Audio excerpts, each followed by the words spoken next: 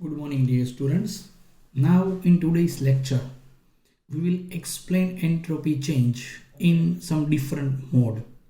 Last lecture में मैंने आप सबको एंट्रोपी चेंज के लिए जब आइस अपने आप ही मेल्ट होता है वो प्रूव करके समझाया था.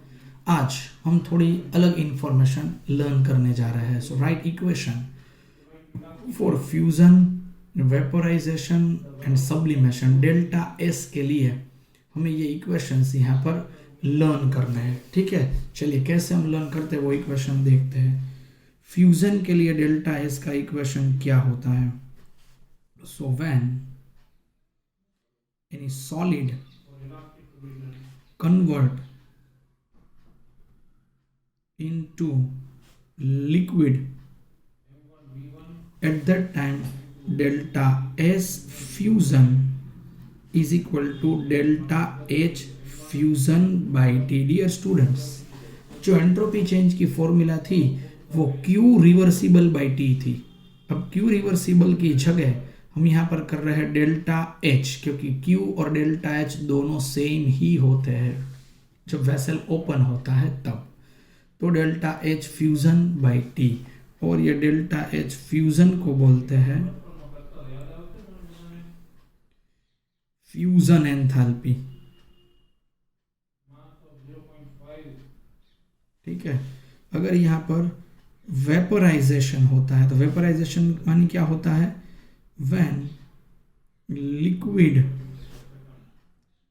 कन्वर्ट इनटू गैस, यानी ये होता है वेपोराइजेशन. फॉर्मूला होती है delta S vap is equal to delta H vap by T और डेल्टा एच वेप होता है वेपोराइजेशन एंथैल्पी. ये आप अभी सब अपने आप ही लिख सकते हैं. ओके, उसके बाद sublimation, when solid convert into gas, at that time this entropy change is delta S sublimation is equal to delta H sublimation by T और डेल्टा H sublimation है यहाँ पर sublimation enthalpy. तो अगर ये फ्यूजन, वेपोराइजेशन और sublimation होता है तो उस Q रिवर्सिबल को हम डेल्टा H में यहाँ पर ट्रांसफर करके लिख सकते हैं. ओके, तो ये हो गया डेल्टा एस की एक्स्ट्रा इंफॉर्मेशन के बारे में बातें. चलिए अभी हम करते हैं नेक्स्ट यहाँ पर बातें डेल्टा एस के बारे में. Derive delta S for ideal gas expansion. Ideal gas expansion के लिए हमें डेल्टा एस यहाँ पर प्रूव करना है. ये बहुत ही यहाँ पर इंटेलिजेंट इंफॉर्मेशन हम शेयर करने वाले, ध्यान से सुनिएगा, पढ़िएगा. ये मैं आप सबको यहाँ पर एग्जांपल फिर से ड्रॉ करके समझाता हूँ, देखिएगा. मैंने एक बार ये बातें कर ली है एंट्रोपी के बारे में जब हम डिस्कस कर रहे थे तब. ये ग्लास ट्यूब है, दो यहाँ पर क्यूब लिए हुए, एक साइड वैक्यूम है, यहाँ पर गैस भरा पड़ा हुआ है और ये वाल्व है. इन दोनों के बीच का जब हम वाल्व ओपन करते हैं तो ये गैस के मॉलिक्यूल किस तरफ जाते हैं, यहाँ पर वैक्यूम की तरफ जाते हैं. बट कब तक जाएंगे, जब तक कि दोनों का प्रेशर इक्वल ना हो जाए तब. ठीक है, अब देखिए, when 1 mole of ideal gas expands from filled cube to vacuum. Filled cube to vacuum, there will no exchange of heat. That means Q is equal to क्या होता है यहाँ पर 0. जब आइडियल गैस का एक्सपांशन यहाँ पर वैक्यूम की तरफ होता है तो इसमें कोई हीट एक्सचेंज गेनिंग और लूजिंग की कोई प्रोसेस नहीं हुई, इसीलिए Q की वैल्यू यहाँ पर 0 हो जाती है। अभी हम जानते हैं Q is equal to minus W. अगर Q is equal to minus W यहाँ पर होता है तो यहाँ पर Q की वैल्यू अगर हम 0 करते हैं तो W की वैल्यू भी क्या हो जाएगी यहाँ पर 0। तो Q भी 0, W भी 0। Now according to first law of thermodynamics,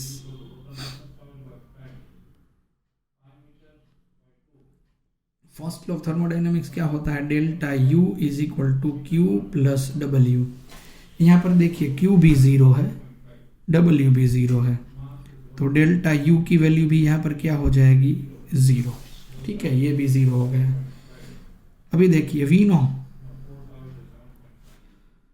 delta H is equal to delta U plus P delta V, ये इक्वेशन हम जानते हैं। यहाँ पर देखिए डेल्टा U यानी क्या होता है, यहाँ पर 0 है, वो हमने ऊपर प्रूफ कर लिया। सो भी ये बचा यहाँ पर delta H is equal to P into delta V। देखिएगा आइडियल गैस इक्वेशन, जो ICSE बोर्ड्स के स्टूडेंट है वो आइडियल गैस इक्वेशन जानते होंगे।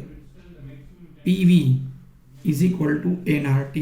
चैप्टर नंबर 5 जो स्टेट्स ऑफ मैटर वाला चैप्टर रहेगा उसमें भी इंफॉर्मेशन शेयर करेंगे। PV is equal to NRT। अगर हम इसमें P को सब्जेक्ट बनाते हैं तो यहाँ पर क्या हो रहा है, यहाँ पर देखिए NRT बाई V हो गया, V सामने चला गया तो नीचे आएगा। ये इक्वेशन नंबर 1। ये इक्वेशन नंबर 2 देखिएगा, पुट इक्वेशन नंबर 2 इंटू 1। ये अगर हम इसमें एंटर कर देते हैं 2 इंटू 1 तो क्या होता है देखिएगा, delta H is equal to NRT delta V by V। समझे कि नहीं आप, P की जगह मैंने यहाँ पर NRT बाई V रख दिया है, तो ये NRT delta V by V यहाँ पर हो गया। ये T में यहाँ पर नीचे ले जाता हूँ, लेफ्ट साइड आएगा delta H upon T is equal to NR। ये डेल्टा V बाई V है, इसको हम ऐसे D कर सकते हैं, dV बाई V। डेल्टा को हमने D कर दिया और मैं इसका ये इंटीग्रेशन करने वाला हूँ। ये इंटीग्रेशन V1 और V2 के बेस पर हम यहाँ पर करने वाले। ठीक है, तो ये हो गया V1 और V2 के बेस का integration. Delta H by T यानी क्या होता है डेल्टा S। अभी सभी स्टूडेंट्स शायद जानते होंगे dV बाई V का इंटीग्रेशन क्या होता है, तो ये होता है ln V। शायद मैंने कभी कोई भी चैप्टर में ये लॉग के बारे में इंफॉर्मेशन शायद शेयर की है, बट मुझे याद नहीं मैंने कब वो शेयर की होगी। बट मुझे ऐसा लगता है कि मैंने आप सबके साथ लॉग के बारे में इंफॉर्मेशन डील की हुई है।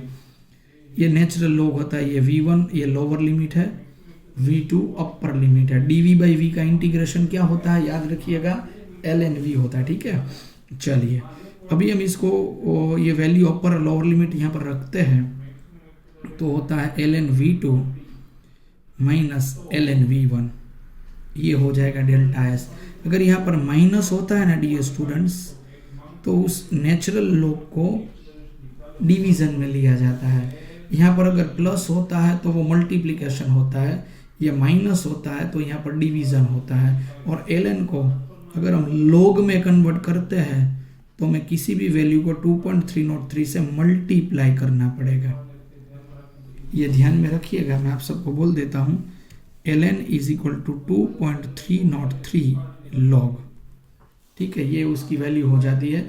अब अगर आप सबको ये नहीं मालूम तो याद रखिएगा कि dx बाई x का अगर इंटीग्रेशन करना हो तो वो होता है ln x, dy by y का इंटीग्रेशन करना हो तो वो होता है ln y। इसीलिए यहाँ पर होता है dv बाई v का इंटीग्रेशन ln v। ln यानी नेचुरल लॉग होता है, वो मैथ्स में आप स्टडी करेंगे।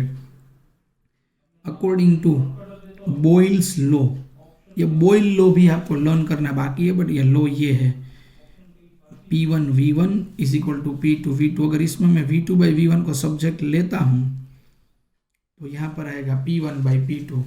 सो delta S is equal to यहाँ पर हो गया 2.303 NR लॉग, यहाँ पर ये हो गया P1/P2, क्योंकि मैंने यहाँ पर V2/V1 की वैल्यू रख दी P1/P2, तो डेल्टा S विथ प्रेशर और डेल्टा S विथ वॉल्यूम, ये हमने यहाँ पर ये कैलकुलेशन रख दी। ठीक है, तो हमारे सामने एंट्रोपी चेंज जब आइडियल गैस एक्सपांशन होता है तब कौन सी वैल्यू दिखाता है, ये हमने यहाँ पर लर्न कर लिया है। ओके, तो ये हो गई हमारे पास वो इंफॉर्मेशन। उसके बाद चलिए अभी हम आगे बढ़ते हैं। वो आगे बढ़ने के लिए हम नेक्स्ट एग्जाम्पल लेने वाला है। यहाँ पर देखिए, जब भी सभी डियर स्टूडेंट्स ध्यान में रखेंगे, वो होगा एग्जाम्पल टेक्स्ट बुक का, ये रहा 6.10। सभी स्टूडेंट NCERT टेक्स्ट बुक बाहर निकालेंगे और उसमें एग्जाम्पल नंबर 6.10 पर फोकस करेंगे। चलिए क्या है, आयरन के ऑक्सीडेशन की यहाँ पर प्रोसेस दी हुई है 4Fe + 3O2 2Fe2O3, ये प्रोसेस यहाँ पर दे दी है। और यहाँ पर इस प्रोसेस, इस सिस्टम का एंट्रोपी चेंज दिया हुआ है क्वेश्चन में 549 joule kelvin inverse mole inverse, temperature दिया हुआ है 298 केल्विन। यहाँ पर ऐसा क्वेश्चन में पूछ रहे हैं कि सिस्टम का एंट्रोपी चेंज नेगेटिव है तब भी ये प्रोसेस स्पॉन्टेनियस है, वरना हम जानते हैं कि स्पॉन्टेनियस प्रोसेस के लिए डेल्टा S की वैल्यू पॉजिटिव होनी चाहिए।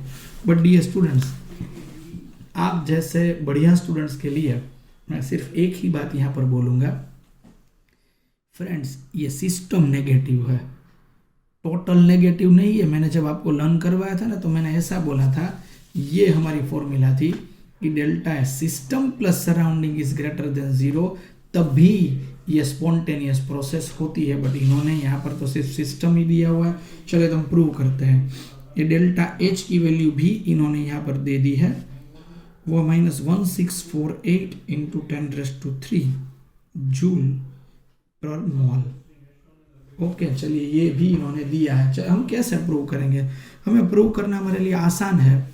हमें डेल्टा सिस्टम दी हुई है, डेल्टा सराउंडिंग हम फाइंड करेंगे, दोनों का एडिशन करेंगे। डेल्टा सराउंडिंग के लिए फॉर्मूला कौन सी रहेगी, यही रहेगी डेल्टा H/T।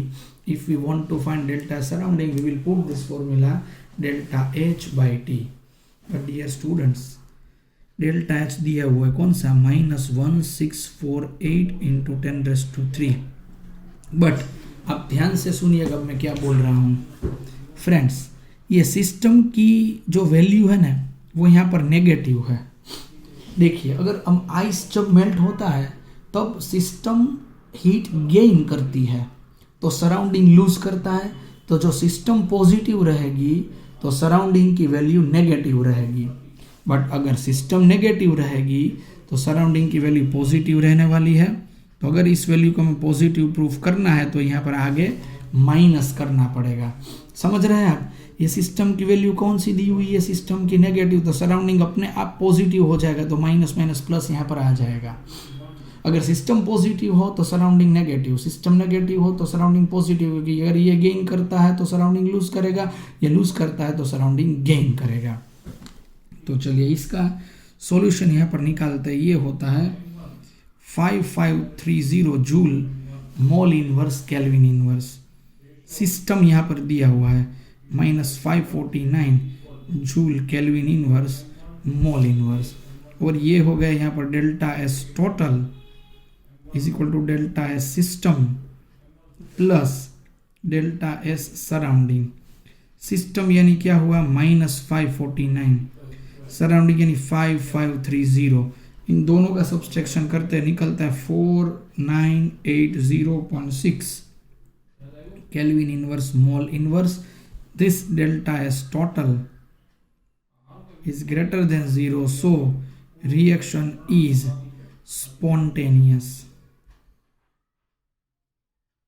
समझे, ये रिएक्शन यहाँ पर स्पॉन्टेनियस है। एग्जाम्पल नंबर 6.10 से हम यहाँ पर ये इंफॉर्मेशन प्रूव कर रहे हैं। Is it clear to you all? Very good dear students.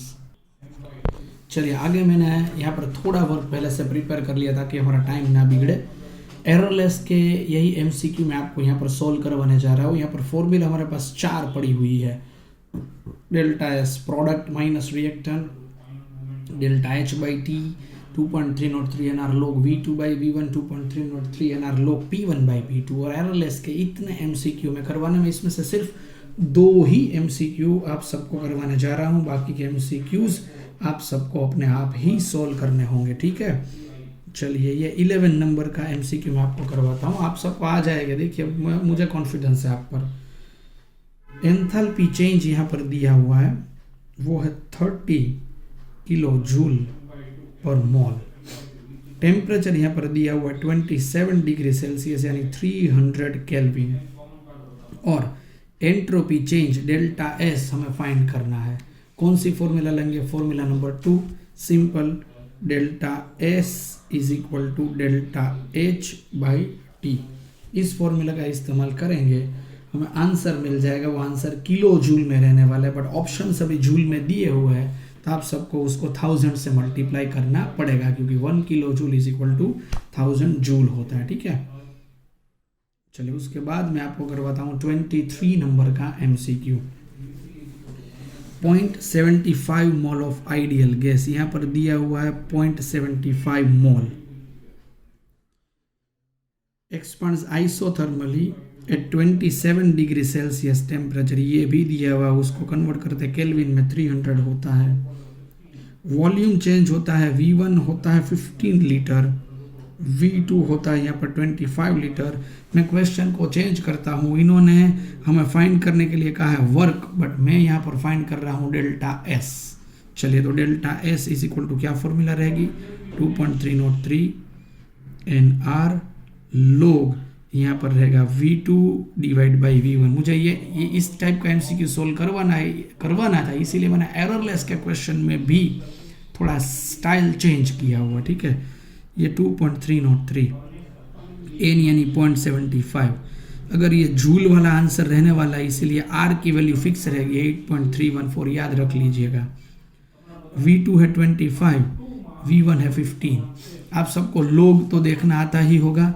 13 times root -1 into 3558, ये शॉर्टकट ट्रिक सब मैंने आप सबको दी हुई थी, फिर भी मैं आपको यहाँ पर समझाता हूँ। 25 डिवाइड बाई 15 यानी क्या हुआ? 1.66। इसका लोग हम कैसे देखेंगे? चलिए मैं आपको यहाँ पर दिखाता हूँ। 13 टाइम्स रूट का बटन प्रेस करना है। 1 2 3 4 5 6 7 8 9 10 11 12 13 -1 इंटू 3558, ये आंसर आ गया 0.2218। तो ये हो गया 0.2218 इसका लोग। किसी का भी लोग देखने के लिए शॉर्टकट ट्रिक आपके सामने रख दी है। किसी भी वैल्यू का लोग देखना हो तो ये करना होगा। 13 टाइम्स रूट -1 इंटू 3558, इसका जो लोग है इसको मल्टीप्लाई कर देंगे, आपको फाइनल आंसर यहाँ पर मिल जाएगा। ओके, तो ये रहा यहाँ पर 23। लोग देखने के लिए मैंने फॉर्मूला बोली है, फिर भी अगर आपको उसे रिवाइज करना है तो आप मेरा लेक्चर रिपीट करके, ये पॉइंट रिपीट करके देख लीजिएगा, टाइम देख लीजिएगा मैंने किस तरीके से कैलकुलेटर का यूज़ किया। 30 टाइम रूट -1 इंटू 3558। ओके, और ये जो मैंने यहाँ पर दिए है, ये मैंने 11 और 23 आपको करवा है, बाकी सबको आपको होमवर्क में करना पड़ेगा, ठीक है। एररलेस में ये टॉपिक फाइंड कर लीजिएगा और ये होमवर्क में इतने एमसीक्यू आप सबको यहाँ पर कर देना है। ओके, तो आज के लेक्चर के लिए हम इतनी ही इन्फॉर्मेशन रख रहे हैं। लेक्चर में 20-25 मिनट्स का होता है, बट मैं उसमें काम बहुत ही ज़्यादा कर लेता हूँ और आपको काम ज़्यादा दे भी देता हूँ। ओके, तो मेरा वर्क टू वर्क आप साथ रहेंगे तो आपको कोई इश्यूज़ क्रिएट नहीं होगा। तो आप सब अच्छी तरीके से ये वर्क करेंगे, ऐसी मैं होप रखता हूँ। Okay, thank you dear students for today's important lecture of thermodynamics. Thanks all.